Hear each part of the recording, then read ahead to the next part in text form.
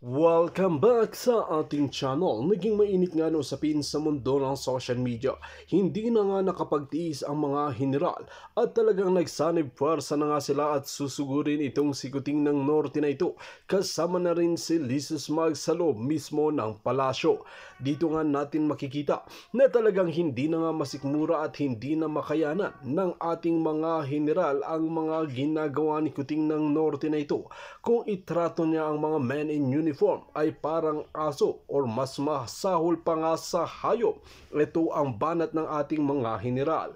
Well mga kaibigan, talagang hindi nga natin sila masisisi dahil hindi na rin nila kaya na makitang naghihirap ang ating bansa, lalong-lalo na sa kamay ni Kuting ng norte na ito na sobra-sobra na. Dapat na talagang maputol ang sungay ni Kuting ng norte na ito at bumaba sa kanyang pwesto. Ito ang sigaw ng ating mga general dahil kung titignan natin, nabuking na nga ang mga kabalbala na nangyayari sa loob mismo ng Malacanang na nagkakaroon nga ng mga pulburon at piyesta ng hindi maintindihang tao, ngunit hindi naman nila ginagampanan ang kanilang tungkulin sa bansang Pilipinas. Kaya naman naggalit ang mga army at men in uniform natin at talagang nagbigay na ng matinding babala at susugurin na nga itong sikuting ng norte na ito pag hindi pa ito tumigil sa kanyang mga kalukuhan.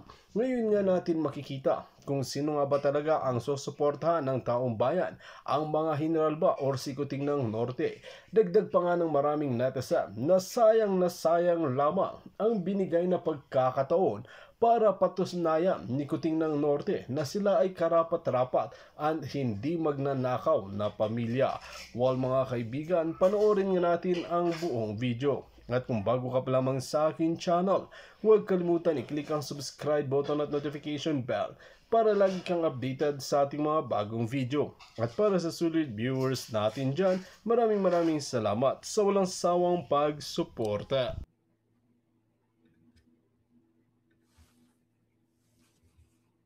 Hello, how are you? Magandang araw, Pilipinas. Magandang araw sa lahat ng aking mga palangga. Okay. Okey-doke. Aba, we are what? 311,000 subscribers na pala tayo. Thank you so much. Okay, okie-dokie. Okay.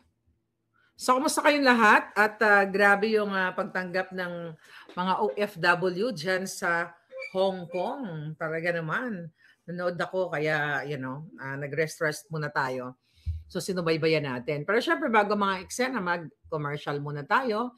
Ang favorite nating commercial sa channel na ito, SendWave. Mabilis at ligtas magpadala ng pera sa Pilipinas. Gamitin ang aking alindog na promo code Maharlika. So, magkakaroon ka ng $20 free credit sa inyong unang padala. So, kumusta kayong lahat, mga palangga? By the way, dito sa mga taga-Amerika, well, dito sa California, okay, kung kayo ay nasa Los Angeles, nasa Southern California, kung gusto nyong mag-participate sa aming private party, meron kaming private party.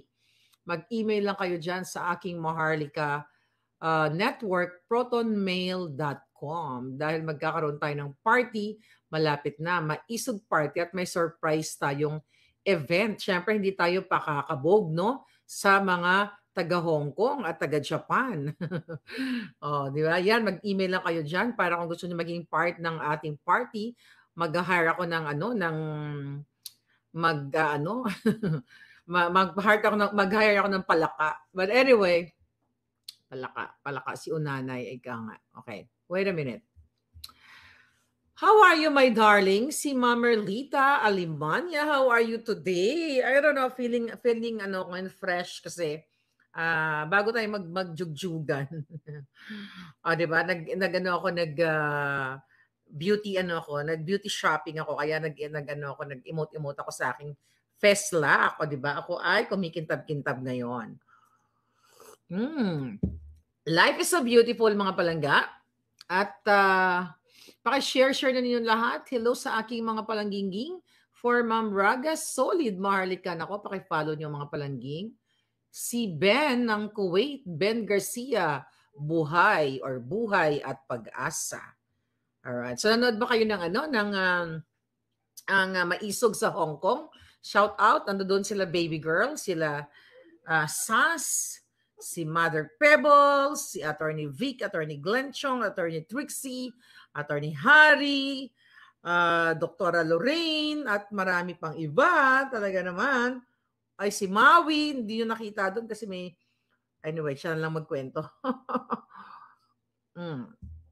So doon sa ano na yon, sa may isog rally na yon, nabanggit, okay, meron tayong revelasyon, bibigyan natin ng bonggang-bonggang bonggang-bonggang chika boom boom. Si Sarah, galing ka doon, Sarah, galing po ako doon at pauwi na po. Wow, nag-enjoy ka? Antayin nyo ang aking paglapag dyan at magpa-party tayo. Anyway. Okay. So, ano ba tong title natin? Mary J. Alak at Pulburon. So, nabanggit yan ni Harry Roque, ni Spokes Roque. Alright? So, nabanggit niya kanina doon sa maisog na may nagsabi daw sa kanya na, may nagsabi ba o may sa kanya ba o narinig niya, may nagsabi na malapit na kamag-anak na kailangan I don't know kung ito sinabi niya, pero ito yung information ko. Pero basta nabanggit yung breakfast ni Marcos Jr. ay Mary Jane. Ang kanyang lunch ay alak. Magbabartik sila ni Lisa at ang kanila pang alipores at pulburon sa gabi. Matagal ko na yung hindi naman matagal. I think hindi pa natin well, you know that already na nagpupulburon siya. Pero ang chika niyan, ito, Marcos Jr., makinig ka. Pero hindi ko alam kung anong gagawin ng kapatid mo, si Senator Amy Marcos. Pero ibukelya na natin. Alam ng buong mga circle nila, mga kababayan, mga palangga, at kayo na mga men and women in uniform, kayo po na mga general na araw-araw ko kayong pinipitik yung inyong mga tenga, wag lang yung itlog, baka magalit kayo sa akin. Yung tenga lang muna, okay? Mamaya ko na pitikin yung itlog nyo. Imagine nyo, galing to kay Senator Amy Marcos ayon sa aking puting ahas. Okay? Alam mo naman tayo maraming puting ahas. Mismo ang kapatid niya na, pero hindi pa sinasabi ni Senator Amy Marcos sa public. So yan yung inaantay natin. Yan yung hamon natin kay Senator Amy Marcos. Na alam pala niya na ang kapatid niya, ang breakfast o ang almusal ay Mary J, ang tanghalian ay nagbabartek at sa gabi ay nagpupulburon. So what's the point? Men and women in uniform na nag-support pa kayo sa bangag na yan. Although, I can sense something. Magantay-antay lang tayo ng bonggang-bongga. Kaya maganda oras natin ngayon dahil maganda yung mga balita na nakakarating sa atin. Pero may mga balita na medyo pigil-pigilin na muna natin. Baka maunsyame. But ganun pa man, mga kababayan, ulit, sa lahat po from different sectors, lahat ng sektor, lahat kayo na nakikinig, whether you're bata, matanda, anuman ang inyong antas ng pamumuhay, kayo ay kasama sa usapin dito na pinamumunuan kayo mismo ng isang bangag. Ayon sa maisog sa Hong Kong, binanggit ni Spokes Roque na si Marcos Jr. ay ang tanghalian, ayun, talagang nag-aadictus benedictus at yan ay galing yan sa according to my puting ahas, galing from her sister, di ba? Galing sa kanyang, his sister rather. Galing from Amy Marcos na siya ay nagbabartik din katulad ni Lisa Tanas. So ano ba inaantay nyo? Tagal nyo eh. Antay nyo pa yung video, no? Antay pa kayo. You'll never know. Mahirap na kasi magsalita ngayon. Baka maalarma sila at maudlot. Okay? But may mga good news tayong mga parating. And I hope, I can't wait. I can't wait for the premiere night, for whatever. I can't wait for the showing. Kung ano man yung showing na yon, I really can't wait, mga palangga. Kaya sabi ko, siguro malapit na tayong malapit na tayo sa finish line. Okay. Ngayon, mga kababayan, Ang aking well, baka makapaganda yung kalaban, eh, okey? Pero may mga magaganap, okey? May mga magaganap. Itikom ko na lang yung nganga bells ko kasi minsan yung nganga bells ko, eh, yun na nakakapaganda yung kalaban. So, wag na natin sabihin yon. Pero may mga magaganap na magaganda, okey? Yun lang ang, napakaganda ng maisog, eh. Ngayon diyan sa Hong Kong, I don't know saan ang next? Saan ang next? May Japan ba? May Thailand ba? Europa, nag-start na sila, mag-organize pa kayo, Parang, actually gusto ko yung ang nangyari sa Maisog kanina sa Hong Kong. Dapat ganun, may sayawan, si Spoke Sari Roque, talagang nagkaraoke. Habang nakikipaglaban ka, habang ina-aware mo ang mga OFW, dapat meron tayong fun side ng buhay natin. Hindi lang puro seryoso, politika, talagang ando dun yung fight natin, ando dun yung laban natin. Okay? At nakikita ninyo na aware naman ang taong bayan kung gaano kabangag itong gobyernong ito. At tama yung sinabi ni Sas kanina, nakinig ako kay baby girl, na kausapin ninyo yung mga anak ninyo, mga apo ninyo sa Pilipinas na maging aware sila sa nangyayari sa pulboronic government. Ano pa po ba yung pwede kong ma-share sa inyo sa dami-dami ng expose natin? At of course, lalo na kung mabasa nyo itong book ni Attorney Vic Rodriguez. Kasi andito yung mga ebidensya coming from the former executive secretary. So again po, ang dami-daming nag-email sa akin, hundreds of people. Pero sasagutin ko po kayo, nakikita ko kayo, pero ang dami ninyo, wala pa kasi yung stock sa akin. Pwede pa rin kayo mag-message. Canada, America, lahat kayo, mag-message kayo dyan. I can share your information kung saan available yung book sa mga lugar ninyo later on. But sabi ko nga, ito regaluhan ninyo yung mga anak ninyo nito. Sa Pilipinas, mura lang to. 1,500 ba? May 1,000. Napaka-mura at historical yung librong ito. Ngayon sabi ko nga kanina, alam mo kung afford ko lang, gusto ko regaluhan lahat ng pulis nito nung libro. Kaso wala akong pera. Kaso wala pera, lola niyo palangga, di ba? So hindi ko kayo kayang regaluhan ng mga pulis at mga sundalo. At siguro kung may time kayo, may chance kayo, kaysa naman yung iba pang kape ninyo, pang Starbucks ninyo, ibili niyo lang ng book. Magkakaroon pa ng nutrients ang inyong mga jutak. Alright? Ngayon, mga kababayan, alright, see? I'm watching from Riyadh, sabi ni Margie Gallardo. Kumusta ka dyan palangga? 70 Chin Chin Cheng, 99 yung soft copy and 15 yung hard copy. Yeah, tama. Dito sa US, ibang price kasi may shipping, may mga logistic cost pa yan. Kaya nga, hindi ko mabigay sa inyo yung information kung magkano dahil hindi pa kami nagtatali nung kausap natin. Okay. Sabi ni Richelle, nag-email ka palangga. Saan? Oh, by the way, paalala ko lang. Nag-email ka. So, pag nag-email kayo, para mas mabilis sa akin, lagay nyo yung name nyo, shipping address, at saka telephone number. Para ika-copy-paste ko na lang, ifo-forward ko kay Rolly kasi siya yung katuwang ko dahil hindi ko kaya yan. Ang dami nyo palangga. Mauubos yung oras ko, buong araw ako magdudutot ng email. So, para name, shipping address, phone number, para click, post, forward. Okay? Para pag available na yung books natin, I will let you know magkano ang shipping cost at magkano yung book. Okay? Ganon. So, we'll talk about muna doon sa book. Okay? Meron kasi mga nakarating sa akin na I have to tell you na mga question na alam mo naman to mga bitter. Okay? Mga bitter yung iba at yung iba naman tamang kritiko.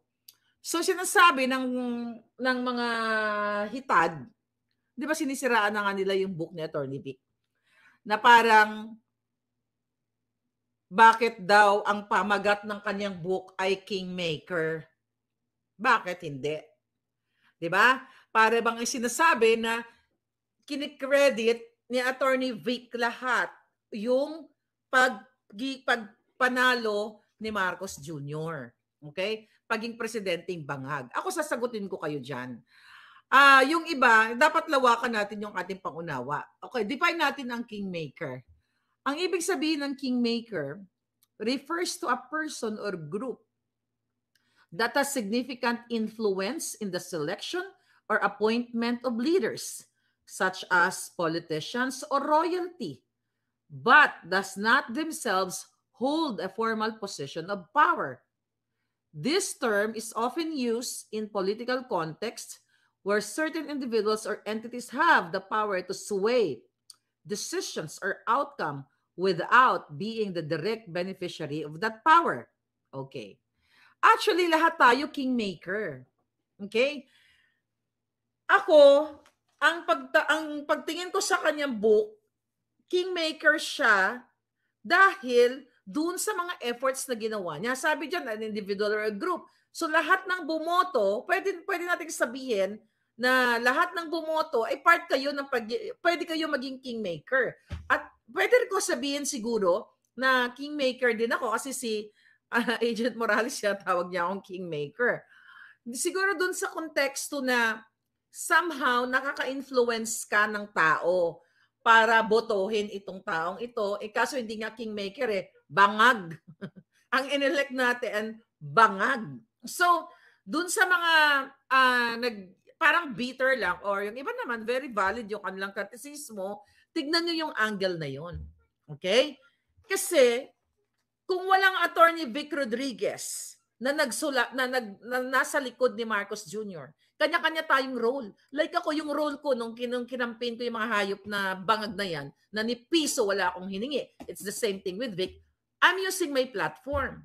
But do you think mananalo si Bangag Jr. just by my platform? Siyempre, nadudoon yung mga i-honor natin, i-recognize din natin yung mga tumulong sa grassroots.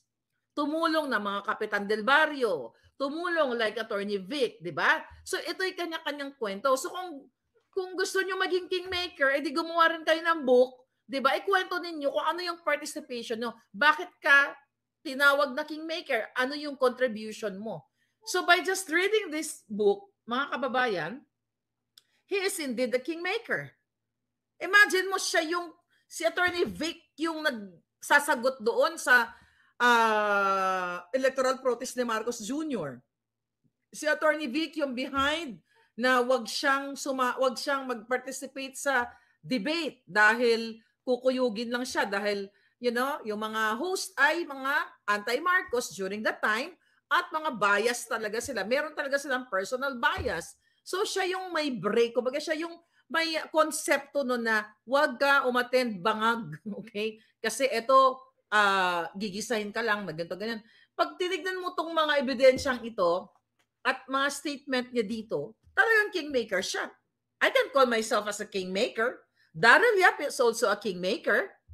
Di ba? Why? Kasi na-sway niya yung audience, di ba? Through that len, yung puppet.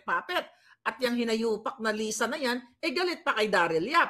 Alam mo yan, Direct Daryl Yap. Galit na galit si Lisa kay Daryl Yap kasi Bong doesn't like that. Sabi niya na gano'n. Mabait si Bong. Ayaw niya ng aaway. Julol! Pero ikaw hinayupak kang Lisa ka, nangingidnap ka. Imagine mo yung mga sinasabi ni Lisa noon. Galit siya kay Daryl Yap at saka kay Amy Marcos kasi may burial yung Lenlen burial, di ba? Yung series ni Daryl. May burial pa si Lenlen. So yun yung Queen of Budol, Amy Marcos, sabi ni Grace Norgard. Lagyan natin para mabasa ni Amy yan. Okay?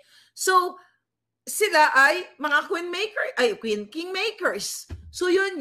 Kaya, kung may kwento kayo at medyo umaalba kayo sa libro, edi gumawa kayo ng libro. Ako, kung pwede nga lang ako, if I have the capacity, I will tell my story, di ba, as a kingmaker. Di ba? Pwede naman yun, Kingmaker Maharlika Edition. O gusto nyo, gumawa kayo ng sa inyo. Sabi ni Ophelia, idiomatic expression ng Kingmaker, you can take it literally if you want to. Exactly, palangga. Kasi sinisira na yung book. Sino bang sumisira nito? Ang gustong bilhin, gustong sunugin. Eh di ang gobyerno, kasi natataranta na sila. Talagang hindi natataranta. Talagang aburido sila dahil po dito sa mga ebidensya sa book na ito. So yan ang totoong kwento. Kaya gagawa sila ng ginagamit. Oh, tigmo, nabanggit doon sa, by the way, nabanggit doon sa, lagay ko lang yung email ko. Nabanggit doon ni SAS kanina sa Maisog na yung pondo ng lower house, okay, ng Tambaluslos, Tambaluslos, okay, Tambaluslos House ay nasa 500 million pesos. Oh, para sa advertisement o sa media. Saan nilalagay ni Tambaluslos yun?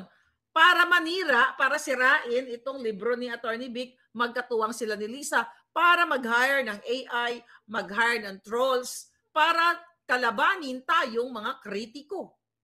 Yan ang katotohanan. Alright? So ulitin ko, ayan po ang email natin kung gusto nyo mag-order ng book. So, mga kababayan, palapit na tayo. Alam niyo, palapit na tayo dahil ang ating mga palanggang mga general ay gigil na rin kay Marcos Jr. at kay Gibo, Chodoro. Bakit ka mo? Here. I don't know kung nailabas na ito ng media o baka huli na ako. But anyway, kagabi diba nag-vlog tayo? Okay. Punta tayo dito sa mga military.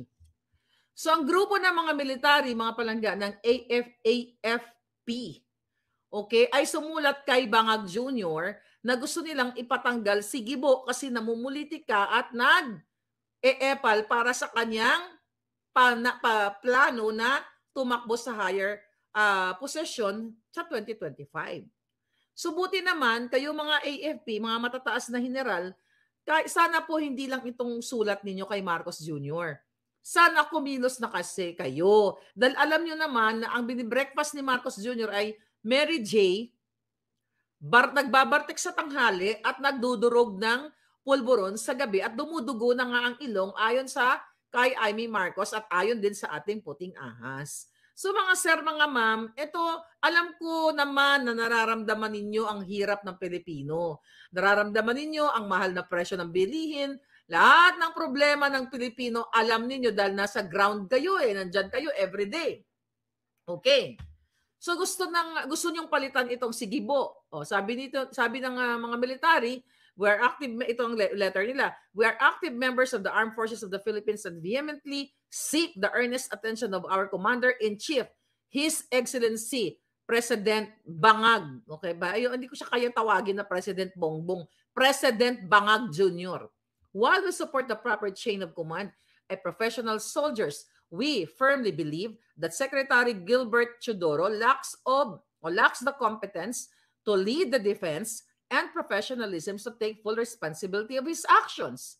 Kasi nakita nyo naman ang kanilang statement ng DND at mga sundalo at ang kanilang mga spokesperson na talagang hindi nagtutugma. So true enough, according to this letter, the recent Ayungin incident on June 17, which humiliated the ranks of the entire military service, is a direct result of his narcissistic attitude and ambitious pursuit of getting elected to a national post. Secretary Chodoro unilaterally decided to carry out this operation, disregarding the opposing comments and military planners and strategists at the AFP and DND. So ito ay nagdesisyon na siya on his own, na hindi ginabitan ng utak, hindi ginamitan ng maayos na pagplano at strategy.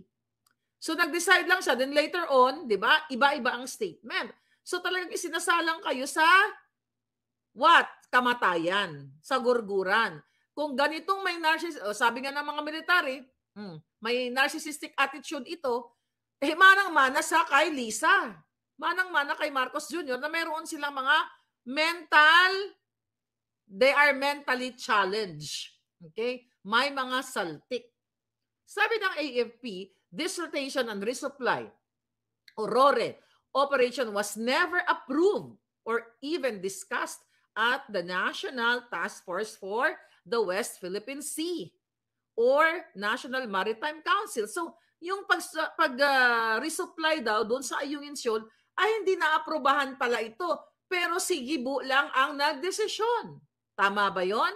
Na dapat itong mga ahensya ng gobyernong ito ay kinukonsulta nila para magkaroon sila ng shared insights, planning, kung ano ang approach nila. Sabi dito, ito. The planning of this abysmal military operation was never shared. Yan, sinabi niya na, with any of the concerned government agencies that have a clear stake in the West Philippine Sea. Hindi siya nagkonsulta, nagdesisyon lang ang gago. Imagine ninyo, wala naman siyang alam. This is precisely why it took so long for any of the agencies in the national government to issue a statement. Diba? It takes time bago sila nag-issue ng statement doon sa Ayungin Shoal, naputulan pa ng daliri doon si Palangga, si Facundo. Ang tao ng mga sundalo. Okay. While the People's Republic of China dominates the social media platforms with their version of the story, humiliating the Philippine Navy's elite force, the lack of information for the officials to counter China's narrative was further exacerbated by Secretary Gibo's strict order of news blackout. Gaano ka irresponsable? Okay? Dahil hindi sila sumagot kagad, may news blackout. Kaya nga, sabi ko sa inyo, ang mga media ay kasabwat ng gobyerno. Pag ayaw nila iulat yung totoong nangyari, hindi lang nila ulat. Ngayon, the question is how much money ang natatanggap ng mga buwaka ng inang media na ito. The fact na sinabi ni SAS na kalahat 500 million. Tama. 500 million ang media budget nila para sa mga mga bayarang media. Ang Congress, how much budget ang meron si Gibo para makapag-create siya o makapag-command siya na mag-news blackout. So nakita niyo mga kababayan, sabi ng mga militar, ng ating mga kagalang-galang na mga AFP, no? While our soldiers was being ridiculed and judged publicly with the only violation of complying with his orders, he remained quiet, never took responsibility of this operation. So habang kung ano-anong mga kung ano-anong mga pinagsasabi ng social media o kung sino-sino pa dito sa ating mga sundalo, tahimik yung nag-utos sa kanila para doon sa resupply na yon na hindi naman nag-consult. Okay? Hindi nakipag-konsulta sa dapat ahensyang kukonsultahan niya. So ano to? Narcissistic talaga to. Trip-trip lang talaga nila. So isasalang talaga kayo sa kamatayan, mga palangga. Magugurgur talaga kayo dyan sa China, sa South China Sea. Nakakagalit. Kaya alam nyo, sabi ko nga ito mga palangga ko, mga bruskong mga AFP. Alam nyo, kailangan kumilos na kayo mga palangging. Sabi dito, as an experienced politician, he only took the spotlight when he saw the right timing after the Honorable Executive Secretary's press conference. Okay? Si Gibo ito. Sino honorable si si Bersamin? Mali ito. Mga sir, di yan honorable. Honorable. Walang honorable dyan sa kanila. Kayo ang honorable. Kayong mga lumalaban dyan sa ground, kayong mga sundalo, na kayo po ang sumasangga ng mga palakol, ng mga bala, kung ano-ano pa man, kayo ang honorable. Kami ay may sa inyo, may papugay at may utang na loob ang bawat Pilipino kasi kayo ang sumasagang ng bala para sa Pilipino. They're not honorable. They're all kawatan. You should put that in your mind, mga darling. Okay. Even our allies, particularly Canada, the US, and Japan, were disappointed when they deployed their vessel for the maritime cooperative activity a day before the RORE. Nag-deploy pala ang Canada, US, at Japan. Only to later find out that they were not informed about such failed operation. So walang communication, walang proper communication and coordination. So kahit saang aspeto ng buhay, kung walang proper coordination at communication, kahit sa magjowa, kapag communication failed, shout out sa friend ko kay Letlet, pahilig siya dyan sa ganyang word. Kapag communication failed, hindi talaga magkakaroon ng successful na pag-uusap or successful na proyekto. Kaya nagka-leche-leche, kaya nautdan ng daliri itong ang kawawa nating ang kawawa nating sundalo. Di ba? O Navy, nakita ninyo doon sa Senate hearing kay Amy Marcos na si Mr. Facundo, habang nagsasalita sa Senate hearing, hindi siya makapagsalita coming from his story. Yung experience niya kasi kino-quote siya ni Gibo. Di ba? Hindi nga kaagad nila pinagsalita yan dahil ang sabi, ang nakakataas daw Dito nga natin makikita na talagang wala nang kawala itong sikuting ng norte na ito dahil hindi na mapipigilan ang plano ng mga general na ito at mga iba pang mga uniform personnel. Kaya naman talagang susuportahan nga raw ng maraming tao ang gagawin nila kay Kuting ng Norte. Kung kayo ang tatanungin mga kaibigan, ano ang inyong mga opinyon? Just comment below sa ating comment section at ating pag-uusapan.